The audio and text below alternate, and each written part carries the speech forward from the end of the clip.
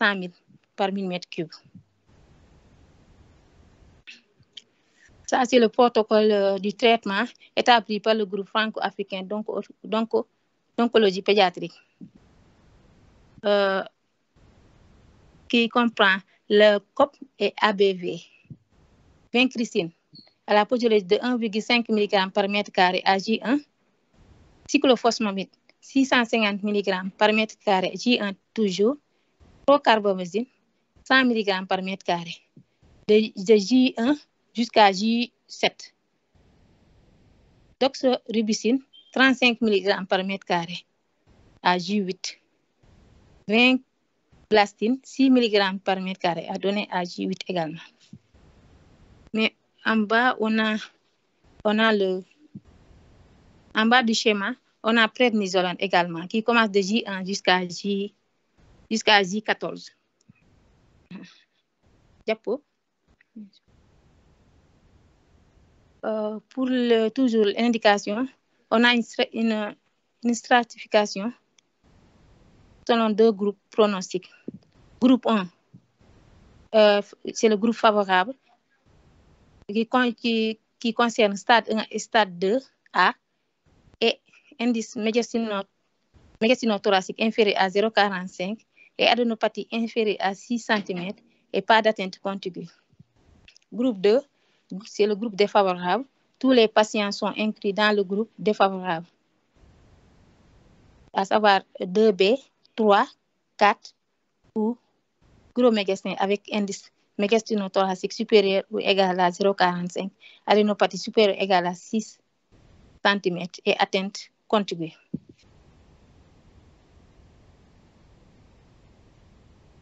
Pour toujours l'indication, schéma général du traitement, on a les patients bons répondeurs qui vont faire 2 cures.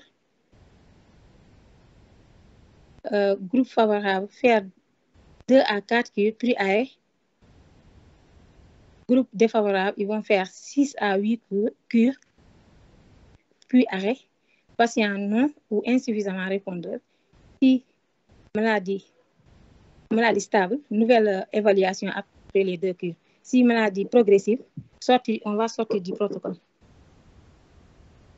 Positif. Concernant l'évolution et le pronostic, on doit d'abord, il y aura d'abord les éléments de surveillance, à savoir la clinique, les aires ganglionnaires, les adénopathies, également la fièvre, la biologie. On va surveiller la numération, l'APS et le TSH également. On peut surveiller également le TSH pour la surveillance concernant l'imagerie. On peut surveiller la TDM et le TEP scan.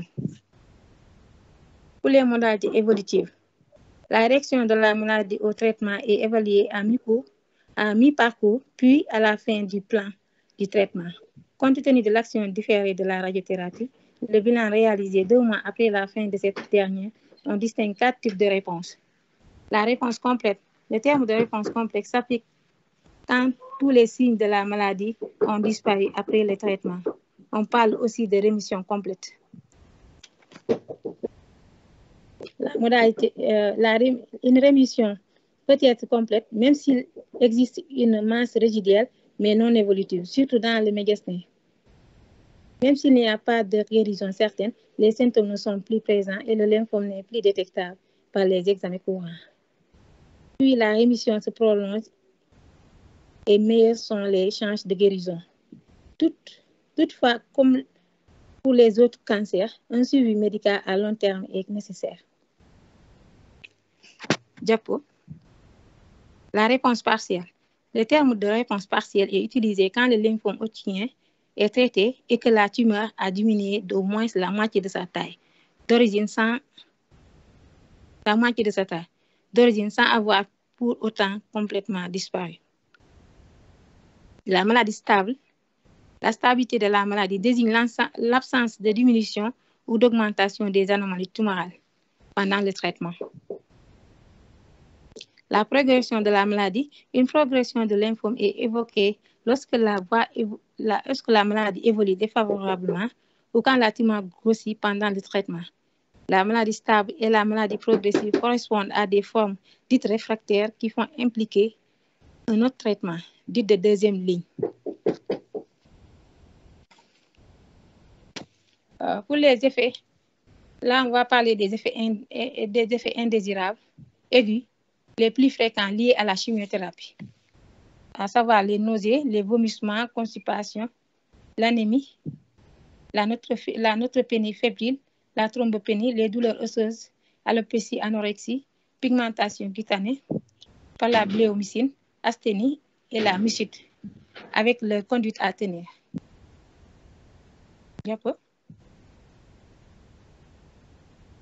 Là, il s'agit des complications, des effets secondaires tardifs liés à la chimiothérapie également, à savoir l'hypothyroïdie,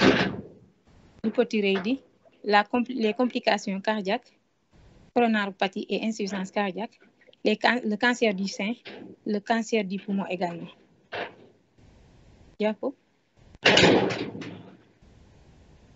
Les effets indésirables liés à la radiothérapie, les complications aiguës de la radiothérapie dépendent de la dose délivrée et de la région irradiée. Les complications les plus fréquentes sont les suivantes: la mycite ou xérostomie en cas d'irradiation des cavités oréales pouvant entraîner une dysphagie, diarrhée en cas d'irradiation de la cavité abdominale, érythème en fin de traitement, fatigue, nausées et vomissements en cas de volume d'irradiation important. Là, il s'agit de suivi partagé des patients en rémission après traitement. On doit surveiller les patients tous les 3 mois. Au début, durant les 5 premières années, la surveillance est tous les 3 mois pendant 2 ans, puis tous les 6 mois pendant 3 ans. Ensuite, annuellement pendant 10 ans, au-delà tous les 2 ans. En évaluant l'état clinique, les examens complémentaires et les examens d'imagerie également. Et en conclusion, la maladie de Hodgkin, c'est une maladie des tissus lymphatiques. Le lymphome de Hodgkin de l'enfant présente quelques particularités. Il est sensible à la chimiothérapie. Le diagnostic se fait par l'histologie en mettant en évidence les cellules de Renstenberg. Il pose un problème de séquelles également. La survie des enfants et des adolescents, elle est bonne avec un pourcentage de 90%. Merci. Merci pour votre attention. Merci à vous aussi pour cette présentation assez exhaustive aussi. Alors, vous étiez combien? Vous étiez seul